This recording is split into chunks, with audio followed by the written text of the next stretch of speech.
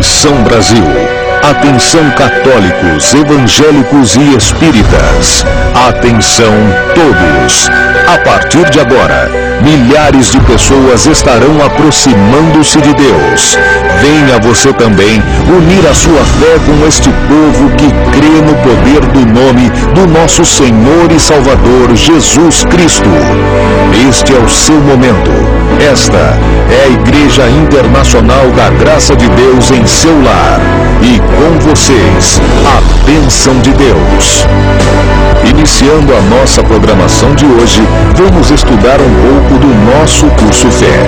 Sabemos pela palavra de Deus que o povo sofre porque lhe falta conhecimento. Pedimos que você preste atenção ao que o Espírito Santo lhe revelará dentro da palavra de Deus. Dividimos o curso Fé em módulos, e cada módulo se divide em lições, nas quais o missionário R.R. Soares exporá as verdades eternas na sua profundidade, mas com uma simplicidade tão grande que todos poderão entender. Vamos ao curso Fé.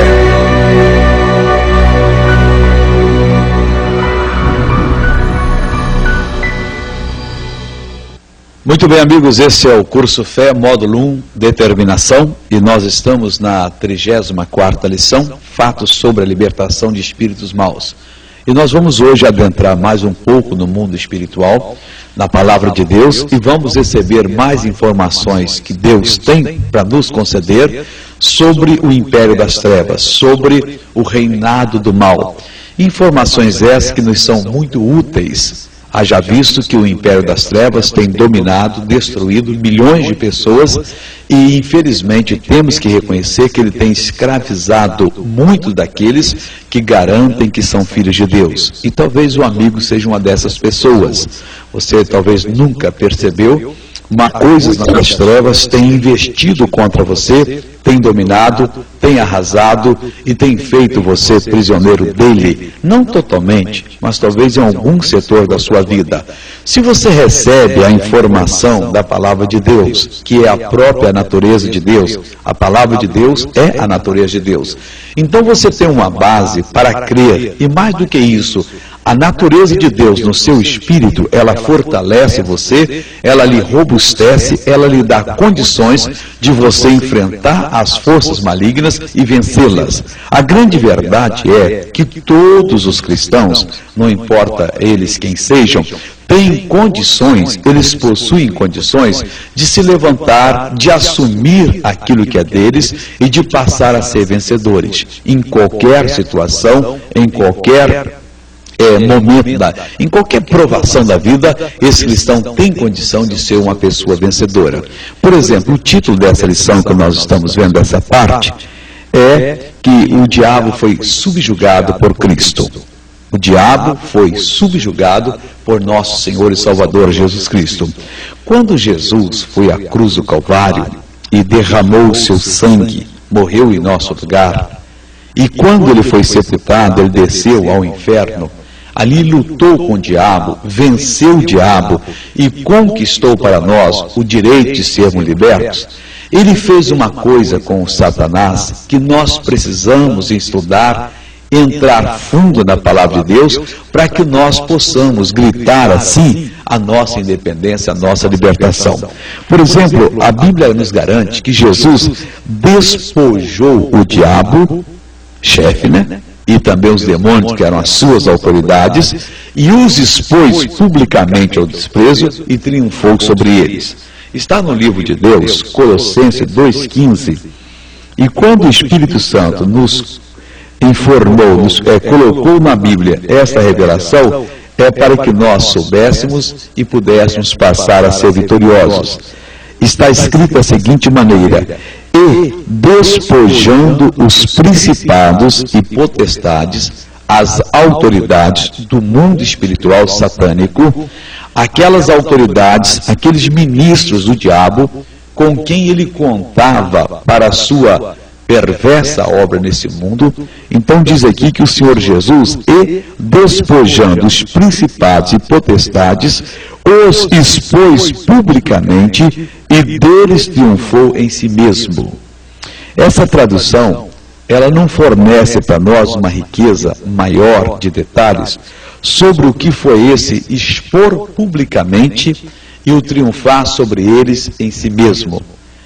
Há uma tradução da Bíblia que diz que o Senhor Jesus, quando venceu Satanás, quando lá no inferno ele lutou com o diabo e o venceu, quando Jesus levou ele a nocaute, jogou ele no chão e colocou o pé dele sobre a nuca do demônio e tomou dele a chave da morte da vida, ele fez a chave, tomou do diabo as chaves, ele fez com o diabo uma coisa que os reis do passado faziam. Quando um certo rei saía em batalha contra outro rei, ele levava todo o seu exército, e ficavam só os velhos, ficavam só as pessoas que não estavam listadas no exército, as senhoras e as crianças, e eles ficavam esperando as notícias, porque o rei deles poderia também ser derrotado, então eles seriam escravos, e eles ficavam numa expectativa tremenda, e haviam aquelas batalhas grandes, violentas, né? Naquele tempo não tinha os armamentos que tem hoje, então era mais no homem a homem, e lutavam, e quando o rei vencia o outro, então ele subjugava o outro, ele despia o outro da sua autoridade. Ele normalmente, antes de matar, acabar com o outro, ele fazia o quê? Ele pegava aquele rei e trazia ele para a sua terra, amarrado, ele e os seus príncipes. Então eles, quando iam chegando na cidade, vinham primeiro os porta-vozes e davam uma boa notícia, a multidão saía das casas para ruas, tudo ali preparado, dando vivos ao rei deles, e o rei deles entrava triunfante, de cabeça erguida, marchando, carregando aquele rei derrotado com os seus príncipes, com os seus ministros, as suas autoridades, e todos eles amarrados um ao outro vinham, dizem até que colocavam certos sinos, e eles vinham marchando ali. A marcha da derrota deles e do rei daquela terra era a marcha da vitória, e o pessoal dava grande brado, oh, e viva, o nosso rei é o maior, o nosso rei conquistou, nós somos superiores. E o rei derrotado tinha que ouvir isso com todos os seus ministros, com todas as suas autoridades. Era o desfile da desonra para aquele rei que foi derrotado. Pois bem, certo tradutor da Bíblia, parece que foi Moffat, que disse que o Senhor Jesus fez exatamente isso com o diabo. No mundo espiritual, ele fez o diabo desfilar e os seus príncipes como derrotados. Então se entende aqui que o Senhor publicamente os expôs ao desprezo e triunfou sobre eles, conforme diz aqui na Bíblia Sagrada. E despojando os principados e potestades, quer dizer, ele despojou, ele tirou desses principados, dessas potestades, a autoridade que eles tinham no nosso mundo, porque vamos lembrar agora, que Adão passou para o diabo essa autoridade. Adão entregou de mão beijada, como se diz na nossa língua, né? Essa autoridade para Satanás e os seus demônios. E eles entravam aqui na terra a hora que queriam, faziam o que queriam, arrasavam, destruíam, punham a pessoa na miséria, punham a pessoa sofrendo. Um ele fazia a boca entortar, o outro ele fazia o estômago ficar doente, o outro ele fazia ter a coluna torta, não poder se abaixar, o outro era as vistas embaçadas, tortas, o outro era o ouvido surdo, o outro ele fazia e arrasava. Então o Senhor Jesus Cristo, na sua morte, quando ele desceu ao inferno, ele lutou com o diabo, venceu, ele despojou não só Satanás, o chefe, mas como os seus príncipes, as suas autoridades, do seu poder. Está escrito aqui, e despojando os principados e potestades, os expôs publicamente e deles triunfou em si mesmo. Então hoje, o que nós temos aqui de uma lição como essa, é que nós não temos que nos submeter ao império das trevas.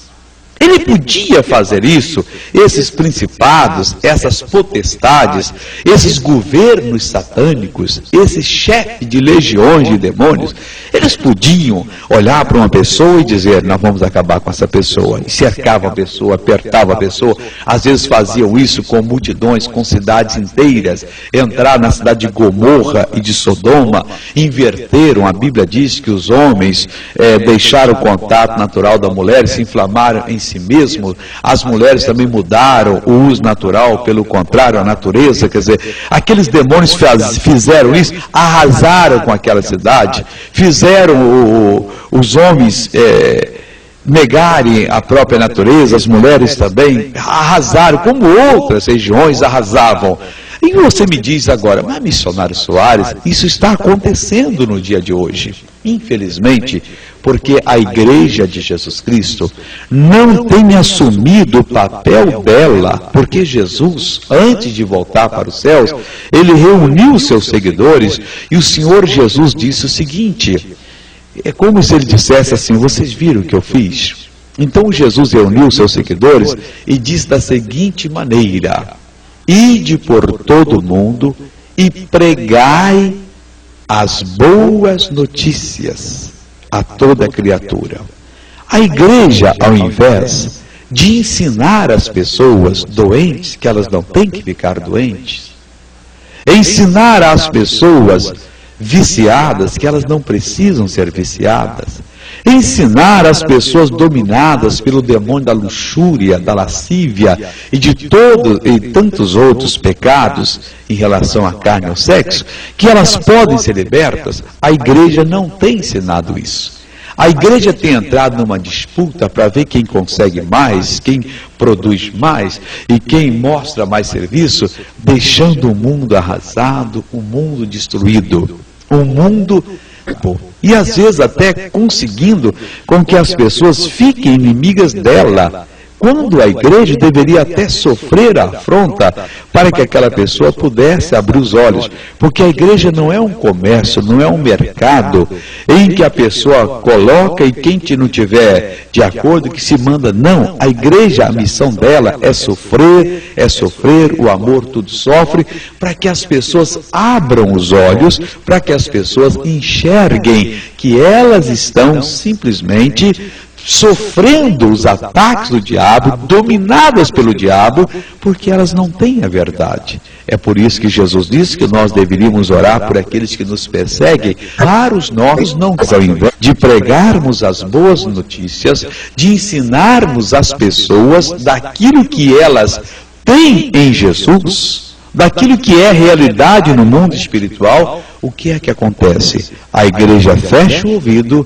a igreja tapa os olhos para a verdade, né? E ela marcha como se ela fosse uma empresa e quer ser uma empresa bem-sucedida.